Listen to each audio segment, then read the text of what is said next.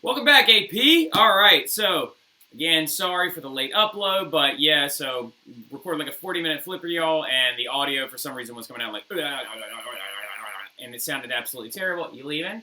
Yeah, never make that noise again. I love you. Yeah, me too. Hi, what class is this? This is AP Euro. Ah, wow. This is my wife. Oh, hello. This looks like a really engaging lesson. It's gonna be really good, guys, ladies, friends. You gonna put Josie in the video? I will put Josie in the video later. Have you met Josie yet? Oh my god. You gotta ask her these things. I love you. Me too. Nice job knocking the fan over on your way out. Good job. Okay. A number one. Don't forget your party hat. Get out of here. Wait, just let me do it. No. It's for the credits.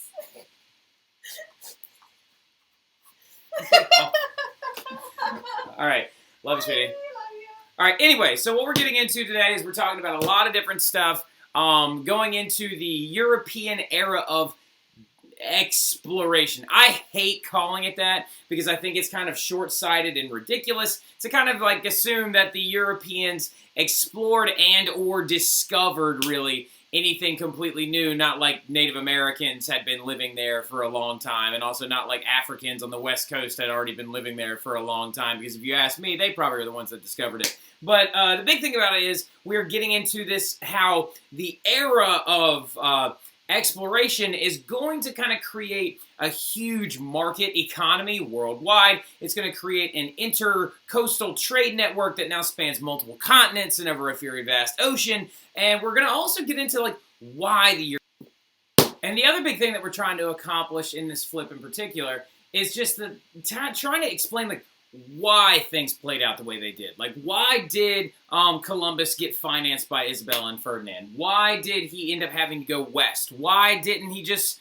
go through the Middle East? Why didn't he go through Russia? Why, like, didn't they stick to the land? So, like, a lot of these questions will be answered in this flip, right? But to really, truly understand where we're going, how we're getting there, you kind of got to rewind back to the Middle Ages a little bit and to understand that, like, money was being made in mass while Europe was extremely poor and illiterate, all right? So during the Middle Ages, as we remember, only 4% of the continent could actually read and write, and getting into it, they were also in a state of, like, economic depression, right? They didn't have money, they didn't have funds, they didn't have scientific advancement, they were barely starting to create universities, and this is long before the Renaissance ever even occurred. But the Eastern empires were going through what would be considered like an economic golden age, right? And a lot of it hinges around a very specific place, right? The Indian Ocean, aka what a lot of historians have begun to call the monsoon marketplace. So if we actually focus on this area of the world right here, you've got a massive, massive, massive amount of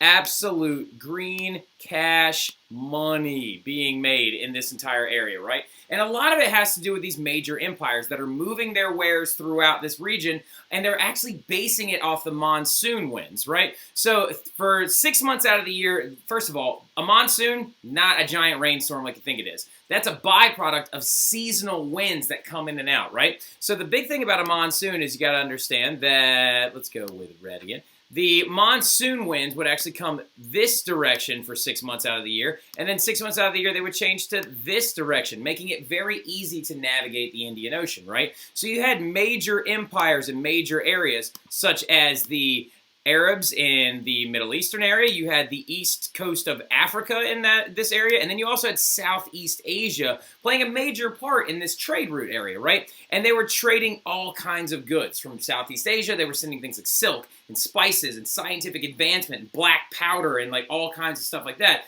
From the east coast of Africa, you had gold, salt, and slaves, which we'll talk about here in a minute. And then the Arabs kind of served as like an intermediary or a middleman, right? Using their mathematic techniques and also their boat and shipbuilding techniques, and became kind of like the world tradesmen, right? They would be the ones riding these monsoon winds in and out, actually carrying this money. So like it just generated so much funds. But if we take 2 seconds and kind of step back and really think about looking at this real quick, who's completely uninvolved geographically in this? Good old Europe, right? They are so far and away from the Indian Ocean and so uninvolved in this monsoon marketplace that it's absolutely ridiculous, right? And so they're not able to buy all these trade all these luxury items from spices to ivory. And the only time the monsoon marketplace ever really truly took a hit was during the plague time period, right? So you're talking about from like 1300 to 1400, right? But that was it. That was the only time it ever took a dip. And the other big thing about it is you got to understand is that like there were other explorers long before Columbus, all right? So stop being like ridiculous. Like why the guy has a day, I have no clue. Why he's got several cities in like our country named after him, I have no idea. And why he has a whole country in South America named after him. But we're not going to get into the geopolitical understanding of why he shouldn't be as touted as he is. But the big thing we need to do need to understand is that both Eastern and Western had explorers that were exploring different territories long before this dude was even thought of. During the 1250s, Marco Polo was trying to find better trade routes to get involved in that monsoon marketplace, right? So again, we had the monsoon marketplace right here, right in the end. Oh, that is a terrible circle. We had a monsoon marketplace right there, right? So big thing is Marco Polo was from right there, right? He is actually from Venice, right? So he decides to himself, he's like, well, we don't have the ship technology to actually go and sail from here to here. And also there's no canal right here, so you're blocked off right there. Not to mention the fact that they don't have the technology to go all the way around Africa yet. So Marco Polo decides, like, you know what I could do? If I want to get to India, what if I just went that, and he actually went over the land, right? Well, the thing about it is you have to understand who controls all this territory, right? There were these people during this time period that lived throughout this entire area and controlled a vast empire. Also, they actually went all the way out into Europe as well.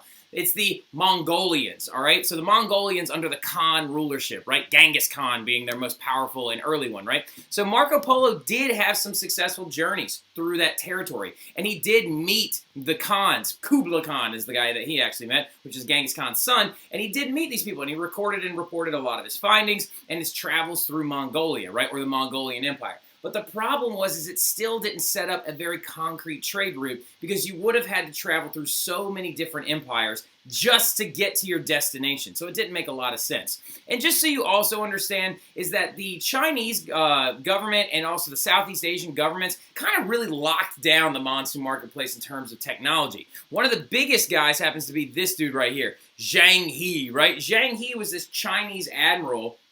It took 7 different voyages, over 12,000 miles, trading and exploring the entire Indian Ocean area, trying to figure out ways to actually better traverse it, right? And in this process, he's not piloting these little dinky boats like Columbus is going to be piloting. He's piloting massive ships like that, all right? So they're called treasure ships, okay? And he piloted them on several different journeys. And one of Columbus's boats, 7 or 8 of Columbus's boats could fit on top of one treasure ship, right? Piloted by Zhang He and the Chinese government. So this is just to kind of show you the duality of these two regions, right? You got Marco Polo walking on foot trying to figure out how to get to Mongolia, but then you got Zhang He piloting these things throughout the Indian Ocean. So the Eastern empires were far and away technologically much more advanced than the Europeans were at this time period, okay? Super important to understand that. So the Europeans just did not have the technological, knowledgeable, intellectual, or scientific foothold in this area. Another fun fact, ultimate nerd job. If I could actually do a job and not get paid a dime for it as long as it just fed me, it would be being an underwater archaeologist. And the one thing I want to discover is one of these. One of the treasure ships actually sunk to the bottom of the ocean containing thousands and thousands of pounds of gold and silver, and also ebony from the east coast of Africa and ivory as well. And I want to find it. That's just what I want in my life. I need that, right? And so getting to a better understanding is like, you got Marco Polo walking on foot. You got Zhang He with treasure ships, right? The technological divide between these two empires and these two areas of the world, the East and then the West over in Europe, is just massively different because the Europeans thought these things lived in the water. The Europeans legitimately were like terrified of vast overseas exploration due to the fact that they thought these giant monsters lived all inside the water, and the Kraken and it's actually going to like destroy all of your ships, and that they were doomed to failure. And a lot of it has to do with the fact that they were piloting boats like this. Take a little quick look at this boat. It's got one sail and it's square, right? There's a huge problem with that. You can only travel in one direction, right? You can only go in one direction. And then, like, look at this guy. Like, he's just really upset. He's got water coming out on top of his head. Anyway, sorry. Now, like, the big thing is they can only go in one direction, right? So their boats are inefficient, and they also think there are monsters everywhere. Then they also thought that these people lived out in the middle of nowhere. This is just to give you some understanding, again, how just the difference of intelligence of, like, the Eastern empires and the Western empires in the Middle Ages in the monsoon marketplace era. Christian empires in Europe genuinely believed that people like this lived in other areas of the world. That there were people with no heads and faces on their chest, or one giant leg, or actual cyclops roaming around different parts of the undiscovered world. It's so dumb. And you also had to understand really quickly as well that geographically, the Christian community of Europe is kind of locked in, right? So if we look back at this map real fast, and we got the Mongolians here, and we'll talk about who lives here in these areas here in a few minutes, but then if you've got the North African Muslims in this area, the Christians genuinely believed from Europe that there was a group, a kingdom of East African white Christians that lived inside of Africa, led by a man named Prester John, right? And so as they were like encouraging explorers like Marco Polo to find foot routes and find navigable routes to get to these different areas, they were also hoping that maybe we'll find the lost Christian community led by Prester John, which doesn't exist, all right? So, and also maybe we'll find these freaky looking people. Like, it's just wild to me to just kind of take a second to be like, that the Europeans weren't the brightest people ever. All right, so, and then you've also got to understand that in this grand scheme of things, there are two particular groups of people that are kind of preventing European travel, right? So big things to understand is that the African kingdoms are going to prevent the travel of Europeans.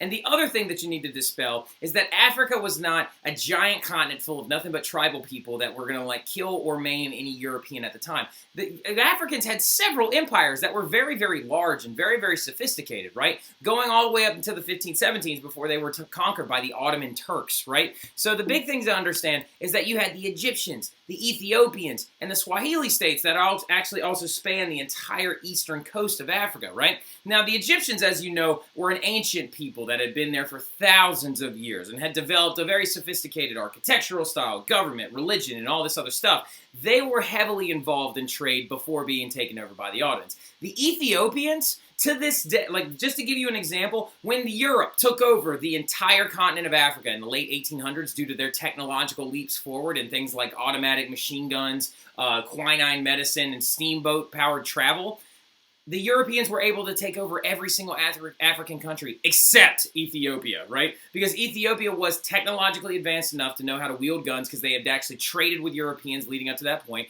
And then also they were geographically located on a high mountain, so they were almost impossible to take over. So the Ethiopians were a sophisticated group as well. They have found Chinese porcelain dating back to the 700s in Ethiopia, right? So that tells us that they were heavily involved in this monsoon marketplace. And the Swahili states on the eastern coast were also heavily involved, right? And also, just so you understand, they were contributing things that the monsoon marketplace wanted, right? The Chinese government, the Arab governments, they were in the Southeast Asian, not just Chinese, that's messed up.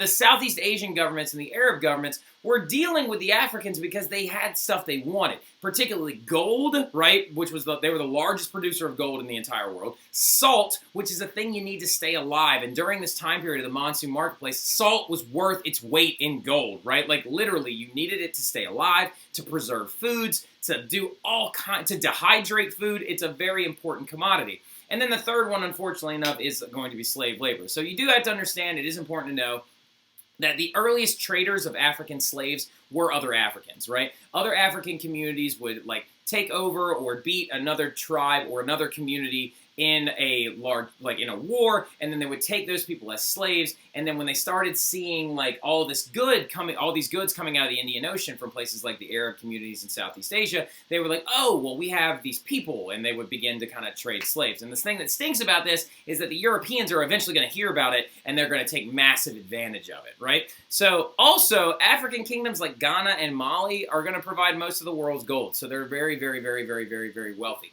And the richest man that has ever existed in the history of the world came out of Africa. So do not sit here and be like, well, wasn't Africa easy to take over by this point? No, it actually wasn't. Like, going to Africa and trying to start a war not only was going to kill a lot of your soldiers via disease, but also the Africans were just as technologically advanced as you were. They had iron and bronze weapons for thousands of years, and you're just toting around like armor and a sword, right? Like, so that is a big thing to understand, is that the Africans were kind of on an even playing field when it comes to the kingdoms of Africa. Not necessarily the tribal communities of Africa, but the kingdoms of Africa were on kind of a very, very equal footing, technologically speaking, with the Europeans. So the Europeans couldn't just traipse through Africa to get to India, right? So the African kingdom, speaking of the richest man in the world, the richest man that the world has ever seen, is this guy right here, right? Oh, wait, no, go back.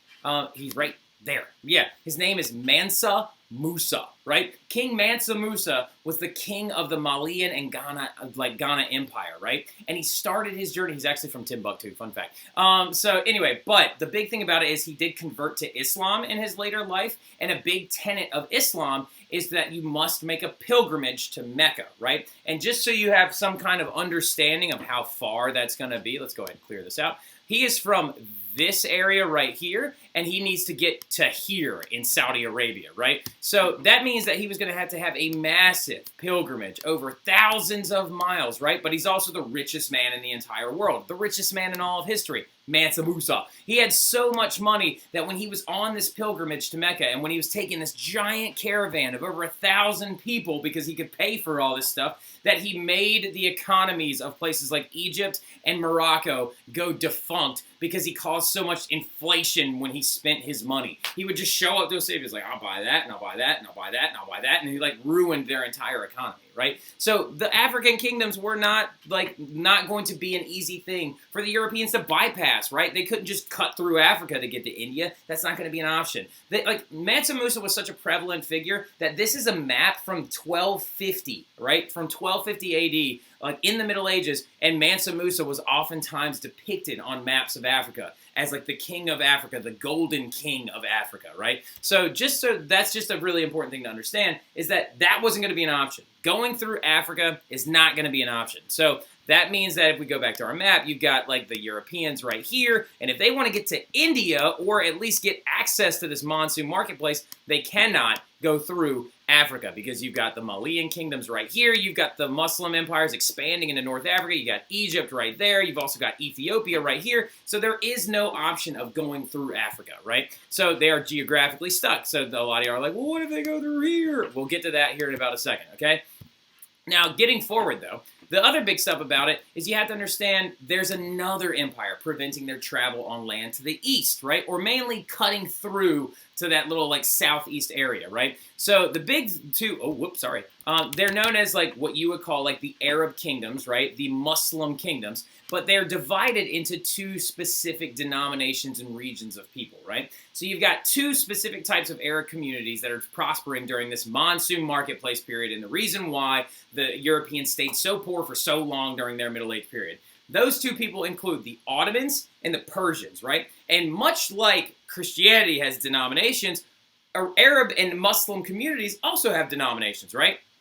Yarb. Excuse me. And a lot of it actually derivates off of Muhammad himself. So when Muhammad the Prophet showed up in 610 AD and began the Muslim faith, right, began preaching the stories of Allah and trying to lead his people to salvation under one God and trying to get them to turn away from pure economic gains, he tried to preach to them all of the positives of his holy book known as the Quran. And we'll talk about that stuff later on. I love talking about the Nation of Islam. I think it's wildly interesting.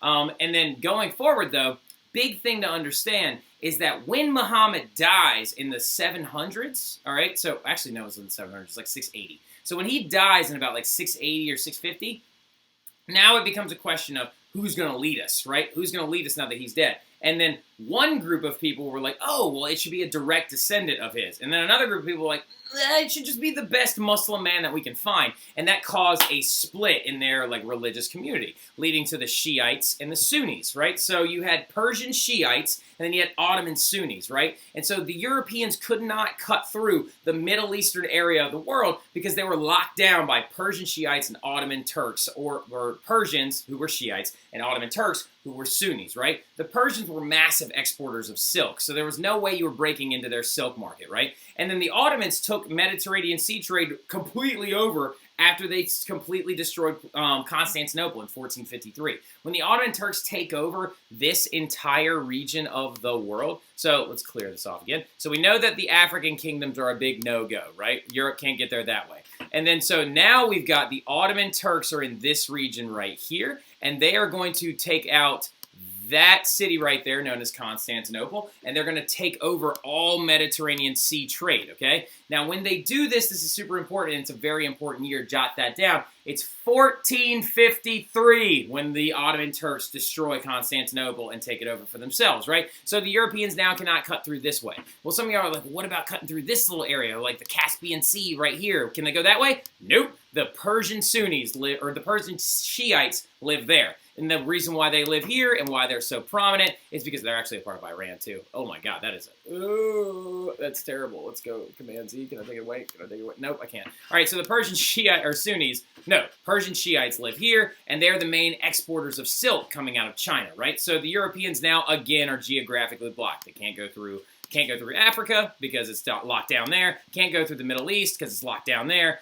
Man, it's just a rough time. If you want to try and make money in this monsoon marketplace period during the Middle Ages, so do you see for a second why it took the Renaissance so long to start, right? It took so long to start just due to the fact that Europeans couldn't be involved in intercoastal trade and stuff like that. Not to mention the fact that, do you think that after the Crusades, the Ottoman, well, some of y'all are probably saying, it's like, well, why don't they just be nice and pass through these areas? And I love your thought pattern on that, Gia. I love that. You're a nice kid. You're like, oh, well, they could just be nice to them for once. Well, let's not forget the Crusades, right? So the Crusades and the battles over the Holy Land made it so Muslim kingdoms and Christian kingdoms did not have good relations, and they would refuse to allow Christian trade communities to pass through their lands, right? Because they're not going to be mad about that. The Christian communities of Europe are fragmented and not making a ton of money, and they can kind of sit back and be like, oh, we're making a ton of money as the Muslim community, and we have the Holy Land, so it's whatever. So the big thing about it, though, is, sorry, let me go ahead and make sure you can see that. The Muslim empires prevented travels by Christians through their empires during the Middle Ages, right? And to give you some other context, too, is that Europeans were particularly upset about that, right? So in France, right, like that's what this is coming from. In France, when the print shops following the Gutenberg printing press being invented, we know he's not that big of a deal, but still, when the Gutenberg printing presses started churning out books in France around 1500, if it's 1500 and Columbus lands in the Caribbean in 1492, then that tells us that you would think, oh man, that means printers are probably just shelling out books about these two brand new continents that are right over there that we just discovered. No, twice as many books in France were printed about the Muslim threat than there was about Columbus running into two completely new continents, to 50 new, like to doubling the size of the planet in the scope of academia, right? So just to give you some understanding, Muslim and Christian communities weren't really getting along that well. So also the other big thing about it is now we're kind of getting closer and closer and closer. It's 1453 now, right? The Ottoman Turks have taken over Constantinople. And some of you are like, well, the 1450s, like the Renaissance kind of started in like the late 1300s. So is like some of this money leaking its way over? And yeah, it is, right? Like the Renaissance kind of began like in the late 1300s. 1453 is when Constantinople finally falls to the Ottoman Turks. And just through cultural diffusion, you have to understand that some, like, by the way, cultural diffusion is when like cultural aspects and positivity and other elements of other cultures spread through war and trade. It's my favorite historical term. You're going to hear me use it a lot, okay? But just through cultural diffusion, some of these goods and some of this money was making its way over to Europe. But the problem was the money wasn't being heavily made by Europeans, not until like 1500 during the High Renaissance, right? But the first two that we know are going to help try to get involved in this right at the eve of the Renaissance, right around 1450, all these Italian trade states are like, oh, this is our chance, right? This is our chance. Let's figure out a way to become a part of this monsoon marketplace. And the two that start competing with each other to try and be that Italian trade state, we know who wins, right? We know it's going to be Venice. We know Venice is going to win. But they had a rival, and the rival was called Genoa, right? So the big rivals in Italy were Venice and Genoa, and they were competing in a race to see who could try and figure out how to get involved in that monsoon marketplace trade, who could do it fastest, who could do it the best, right? And they know that there's no way that you're going to be cutting through any of those territories, so a lot of this has to do with how are you going to figure out who's going to let you work with them and let you actually move their product, right? So it's not going to be you're making and selling things to them. Nah. You're going to be actually buying stuff from them and selling it at a higher price in Europe, right? So Venice and Genoa rise up as these two big rivals, okay? And understanding this rivalry is very important, okay? So Venice were the big importers, okay? They were major importers of spices and silks and carpets, which were very hot items at the time in Europe.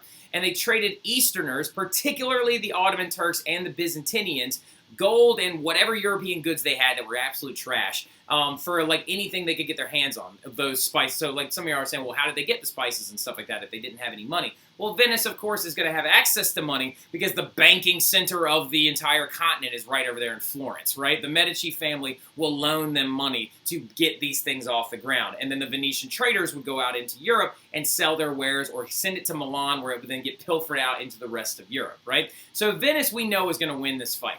But Genoa was this like scrappy little sandlot kind of like Italian state, which is actually, unfortunately, on a geographically bad part of Italy. Genoa is over here on the western bank of Italy, while Venice is over here on the eastern bank. The journey for Venice was very simple. It was like, and then it would just like hop right over to Constantinople, which is right over here on the other side of Greece. Genoa would have to cross all the way down here, cut next to Sicily, and then try to get there. So their journey is longer, right? So the Venetians start deciding, well, wait a second. How about the Genoans, start trying to decide, well, hey, wait a second, why don't we maybe just kind of set some trade routes right here in this place called the Black Sea, right? We'll create some little forts around these areas, and that way we can kind of pick up goods and then sell them or move them through Constantinople, and we'll do it that way, right? And they did do that successfully. Like, Genoa was not a slouch by any means. They did make some money, but they did not make nearly the amount of money as the Venetians did, right? And they tried to figure out other ways, too. They were like, why don't we send a bunch of boats into the Atlantic, and maybe we'll figure out or pop up on the other side of the world, and then we can figure out other routes to get and bypass these Venetians. They sent several ships out there. None of them came back, all right? So they all ended up sinking or being lost, and like we had no clue what happened to them, and this happened in 1291. And so they're going to shift their focus when they realize that their Black Sea idea doesn't work as good as like kind of cornering the market with Constantinople like Venice did.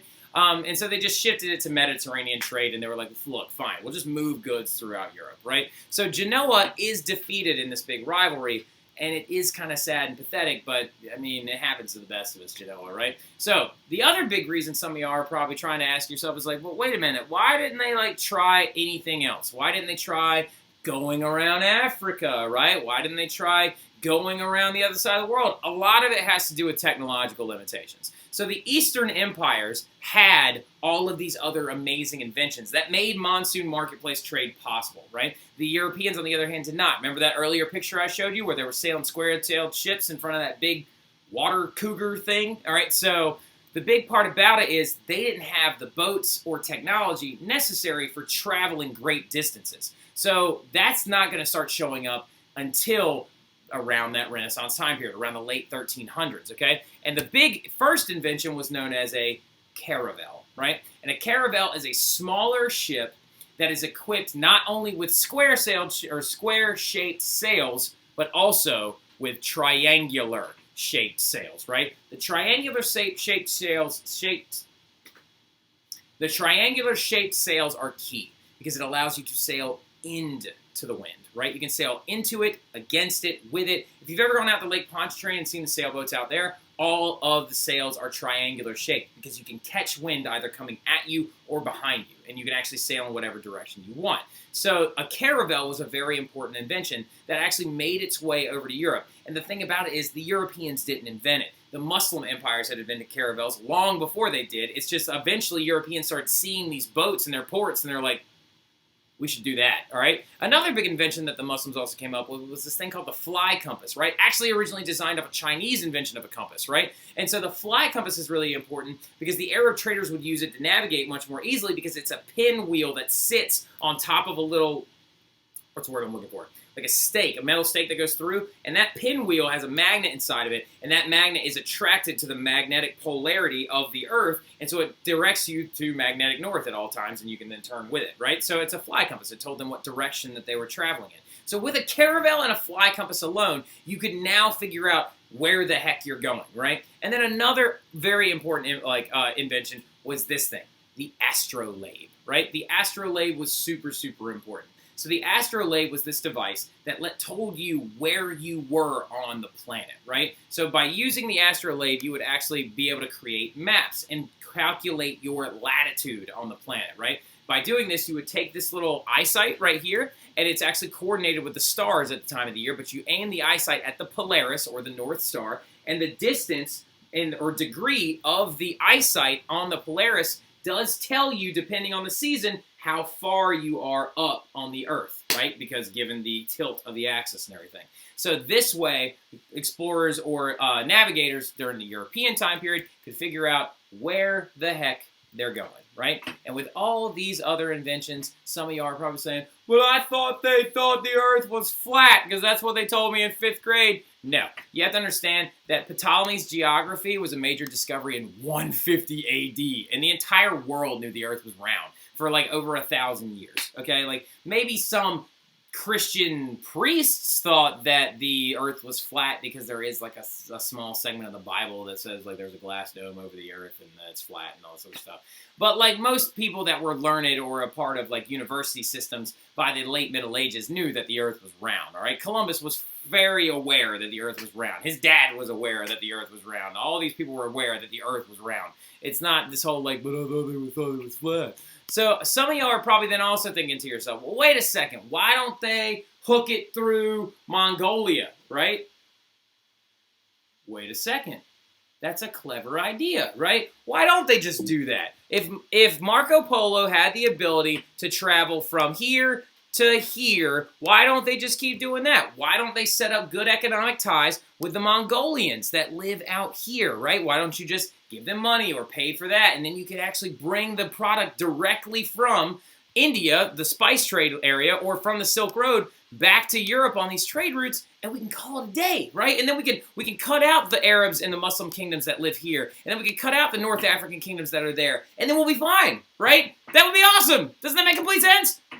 Well, problem is that in the late Middle Ages, the Mongolians converted to Islam. So every single Christian navigator was just like, really? Like, so, and they just all would not allow Christian traders to come through because they converted to Islam. So with this, the Ottomans are going to become the ruling power of trade networks in the entire European, Eurasian subcontinent, right? They're going to be buying goods from Southeast Asia and the east coast of Africa, and they're going to be forcing Europeans to buy it at their prices. So you have to understand that they're just locked in there, and there's no getting into that monsoon marketplace in the late Middle Ages, right? And Europeans are going to be dependent on these Muslim middlemen now, so they're going to have to pay higher prices on goods. And the problem with this whole thing is that you're now the buyer. You're no longer the seller. You're the buyer, right? And in a buyer's market, you are always losing, right? So if you are buying things in a market, you are losing money, all right? So you have to then try to upcharge the goods just to make a small profit. What the Europeans want to do is they want to use this globe that came out the year that Columbus actually set sail in 1492. They want to use this idea of the Earth,